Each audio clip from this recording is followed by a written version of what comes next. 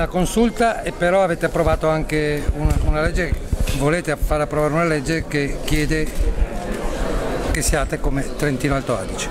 Beh, questo è un di cui, nel senso che per non lasciare inesplorata nessuna possibilità approviamo anche questo disegno di legge di iniziativa statale. Il nocciolo del referendum ovviamente riguarda l'applicazione degli articoli della Costituzione, quindi la possibilità di avere le 23 competenze e ovviamente il federalismo fiscale conseguente. Però l'altro invece prevede un cambio della Costituzione. Sì, il cambio della Costituzione, ma fra l'altro non è la prima volta che il Veneto reitera anche questa proposta, per cui per non lasciare inesplorata nessuna possibilità approviamo anche questo. Ma questo non rischia di essere un intralcio ad una trattativa?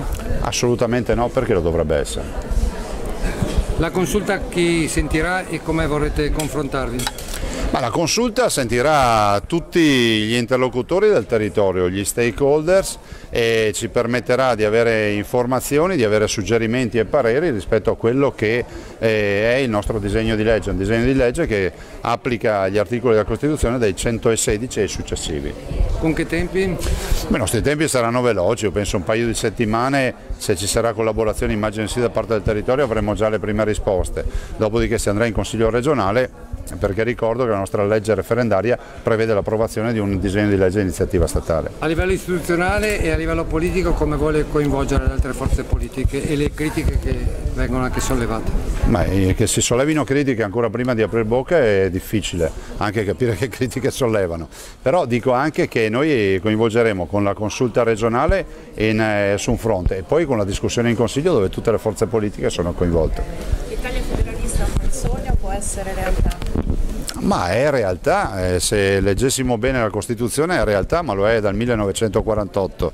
La deviazione e l'aspetto non positivo è sicuramente che turba tutti noi è la gestione centralista di questo Paese. Noi non cerchiamo la rissa, cerchiamo la collaborazione, cerchiamo l'applicazione dei dettami dei padri costituenti e non solo a livello di regione e quindi di avere competenze.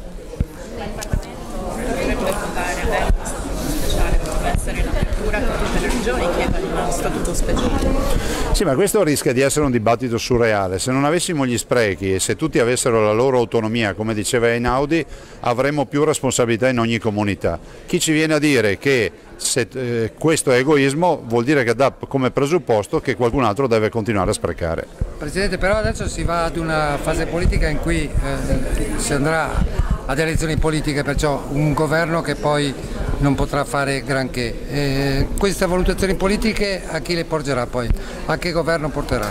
Guardi, noi siamo davanti a un governo assolutamente in carica, ha i pieni poteri per approvare una trattativa, per firmare un'intesa con la Regione del Veneto e la Regione Lombardia, è un governo che è in grado di inviare alle Camere l'intesa e anche di chiederne l'approvazione. Dopodiché, se questo ci farà scavallare da una legislatura all'altra, ne prendiamo atto, però dire che questo governo non ha gli strumenti vorrebbe già avere un alibi per non trattare.